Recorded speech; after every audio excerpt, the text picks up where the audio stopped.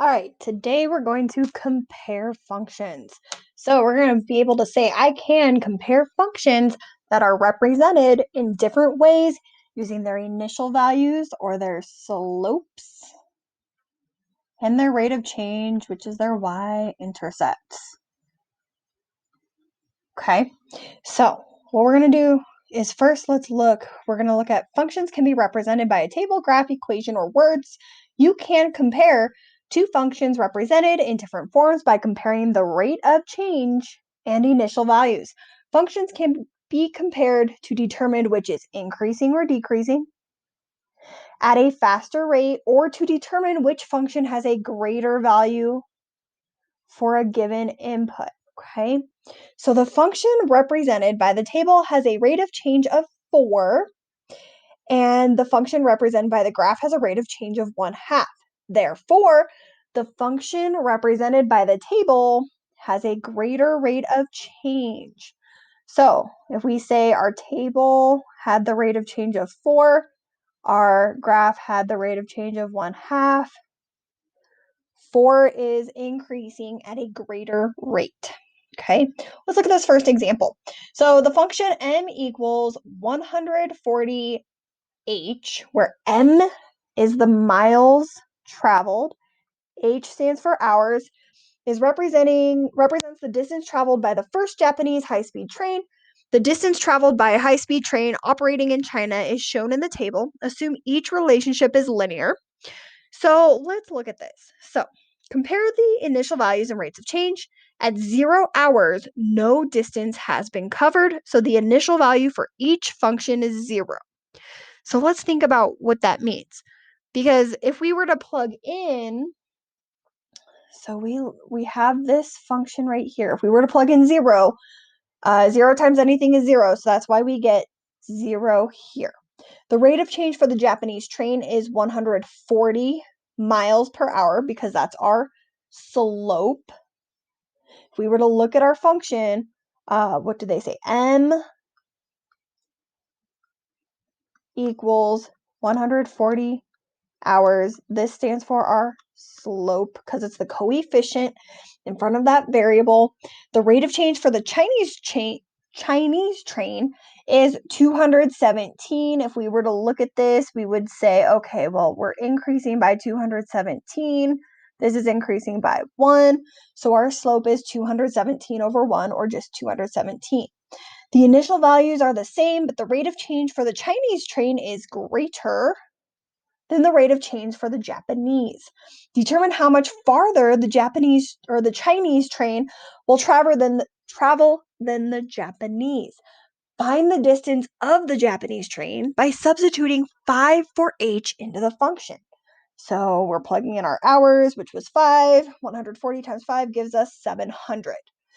If we were to then find the distance of the Chinese train by extending the table to 5 hours, the hours increase by 1 each time, the miles increase by 217. So then we're finding the difference between those because we end up with 1,085. So we do 1,085 minus 70 to get 385.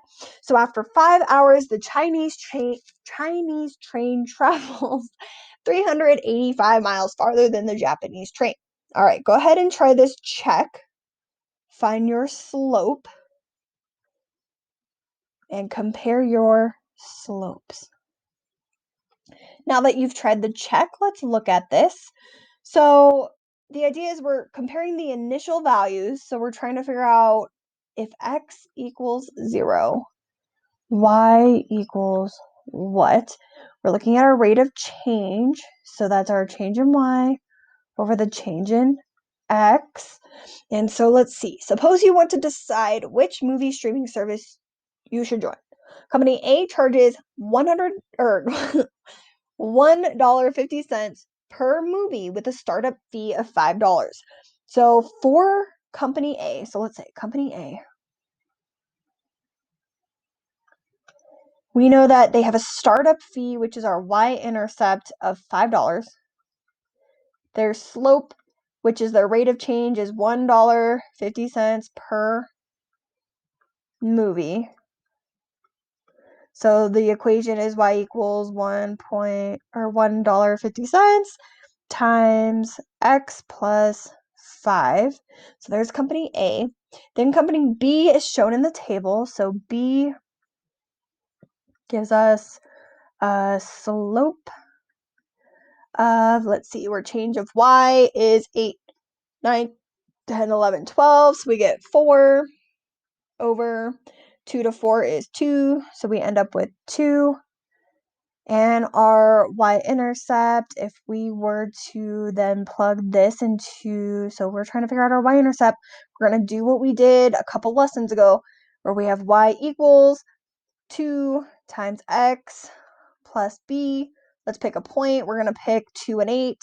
So we say 8 equals 2 times 2 plus b. So we get 4. So we're subtracting 4 now. We're going to end up with 4 equals b. So this equation is y equals 2x plus 4. And so when we're looking at this, the function for company A has an initial value of 5, and the initial value for company B is 4. So company A has a greater initial value. Then if we were to look at the rate of change, we're comparing company A has a rate of change of $1.50 versus company B, which is $2. Company B has a greater rate of change. Then it says, how much more will company B cost than company A if 15 movies are rented? So 15 movies is what we're looking at. That tells us that we're going to have x equals 15. So that means we're going to have to plug it into both equations. So company A is y equals 1.5 x plus 5. Company B is y equals 2x plus 4. We're going to plug in 15 for my x. Same thing for company B. We're going to plug in 15. And now we're going to plug it into our calculator and see how much is company A going to charge for 15 movies, how much is company B going to charge. Company B, if we did this in our head, 15 times 2 is 30 plus 4, so that's $34. So we're looking at the difference between $34 and then we have $1.50 times 15 plus 5, which gives us $27.50 for company A. And so now we're going to do 34 minus 27.5. And I'm just going to plug it into my calculator. So we're going to get $6.50. If you want to put the dollar signs in, that'll help you. So that's the difference. So you're going to pay $6.50 more to go with company B than if you just stayed with company A. Okay? All right, let's look at the next example. We're going to compare two functions. We have Angela and Benjamin. Each have a monthly cell phone bill. Angela's monthly cell phone bill costs 15 cents per minute plus an initial fee of $49. Benjamin's monthly cost is shown in the graph. So what's the initial value of Angela? $49. Plug in 49. Then it says for Benjamin, so we look at when x is 0, so that's going to be 60. So Benjamin has a greater cost. Then let's look at our slopes. So we know Angela is 15 cents, and we have to figure out the rate of change for Bill. So that means I'm probably going to make a slope triangle that looks like this. This is going to end up being 20. This point right here is 200. So what we would do is we would have 20 over 200, and then that's going to simplify to 0.10. So Angela pays more per minute. Part B means that we need to figure out, determine the monthly cost if both of them are only using 200 minutes. So we're going to plug in into our equation. We're going to plug in that 200. Say we had y equals 0.15 x plus 49. We're going to plug in that x. We get 79. We're going to do the same thing with Benjamin, where Benjamin is y equals 0.10 x plus, and then what was his initial value? 60. So we would plug in y equals 0.10 times 200 plus 60. We're going to end up with 80. Go ahead and try the check. Pause the video. All right, now that you've tried it, let's see how to solve it. You and your friends want to go on a canoe trip. River Run Canoes charges an initial fee, so let's say RR for River Run, an initial cost of $10. And then we're looking at a slope or a rate of $10 per hour. Okay, now let's look at clean water. So let's look at their initial cost is going to be when x is 0, so we're going to have 0, 16. So B equals $16. And then we're going to look at this. If we go up from 16 to 20, that's 4. So we're going to have our rate of change, which is going to be $4 over how many hours? So it's going to be 2 hours. So that tells us it's going to be $2 per hour.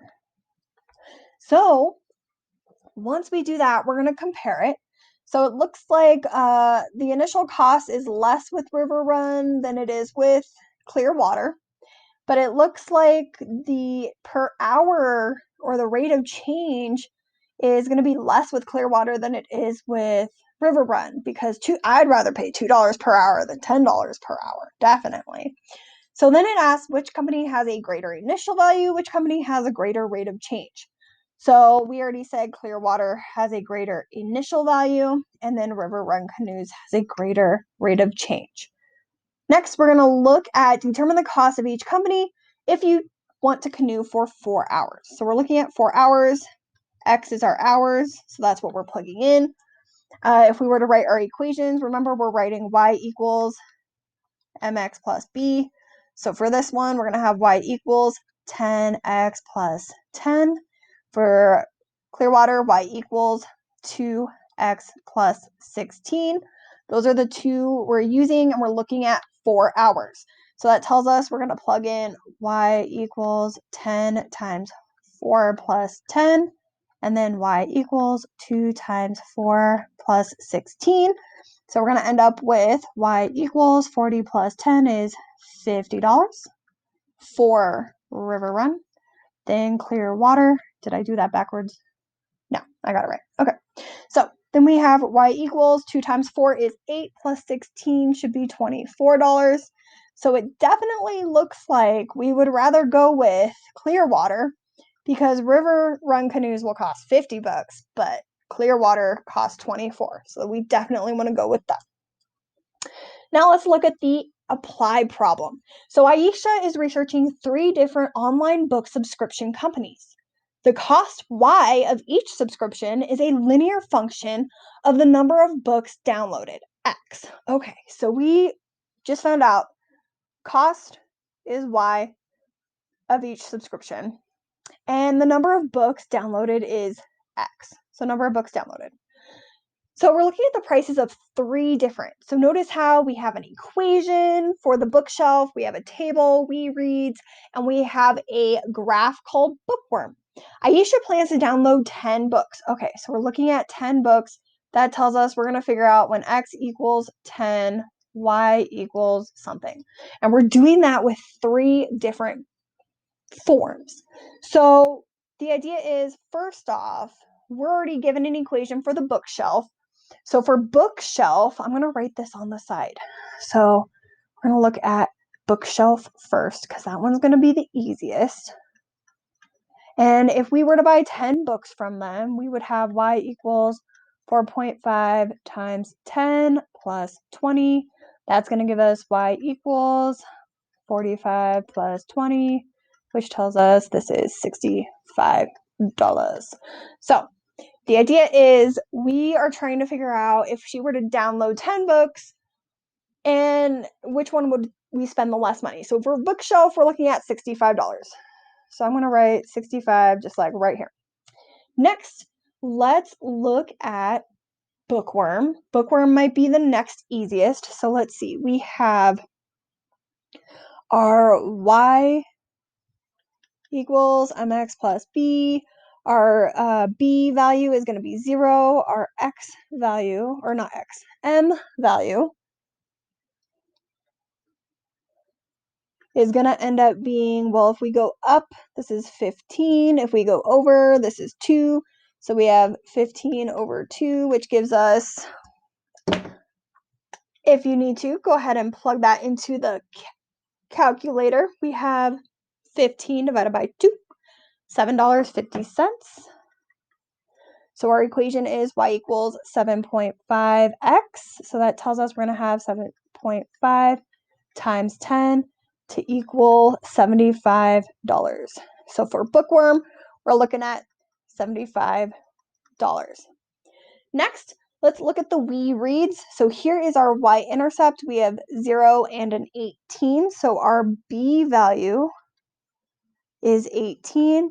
Our slope, if we go from 18 to 23.75, let's see, we would have to do 23.75 minus 18 in our calculator. So we know we're adding $5.75. And for this one, we're going up by 1. And let's double check. Let's make sure if we do 29.5 minus 23.75, we should still get $5.75. So our slope is 5.75. So the equation is y equals 5.75x plus 18. And we have to now plug in 10 for our x. So I'm going to write down, it's we reads. I'll write down here, we read. And so we have y equals 5.75 times 10 plus 18. So that tells us we have 57.5 plus 18. And plug it into the calculator. 57.5 plus 18 is $75.50 for the total cost. So which one would we rather buy? So let's see, this one's $7.50 or $7, $75.50. This one's $75. I would definitely pick bookshelf. So let's see what the answer is. Bookshelf, and then that was our work. So go ahead and try this check problem. Read it. Find all your equations. Figure out what we're plugging in. All right, next, now that you've tried the problem, let's go over it. So Andrea is researching cell phone plans to determine which is least expensive.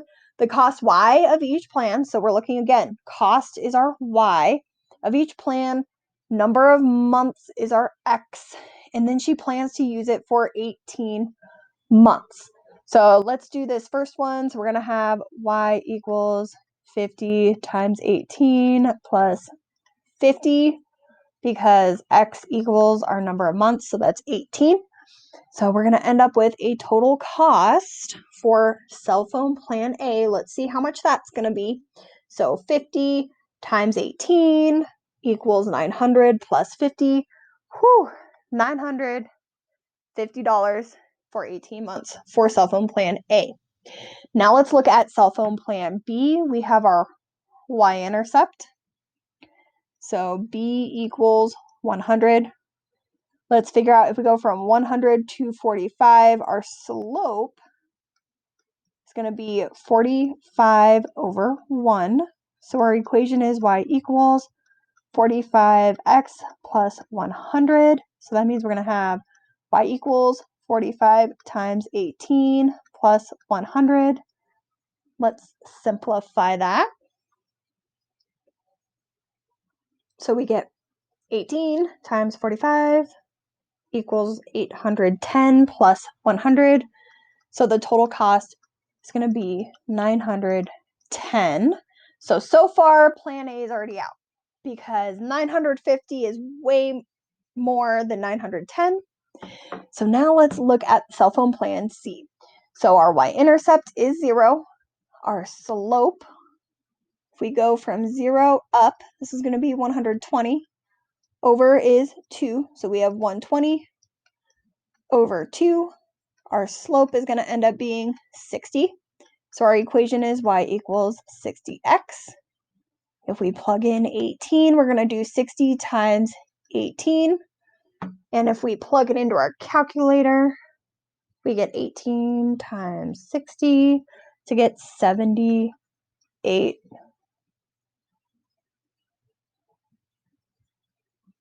What? 18 times 60. Ooh, Miss Campbell said plus instead of multiply. So this one's going to end up being y equals 1080. Oh my goodness. Definitely not cell phone plan B or C. I would definitely go with cell phone plan B. And yep, it's going to cost the least for those 18 months. All right, go ahead and attempt the homework. Answers will be on campus.